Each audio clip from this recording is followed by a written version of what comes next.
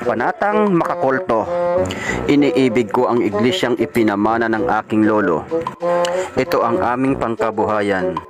Ito ang negosyo ng aming lahi.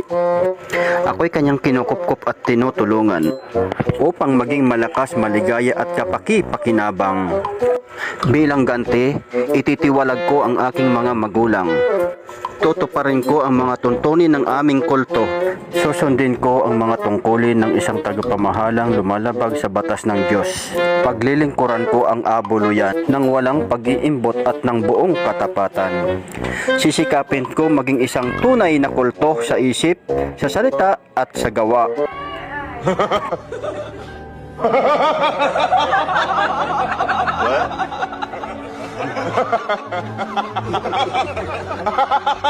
What?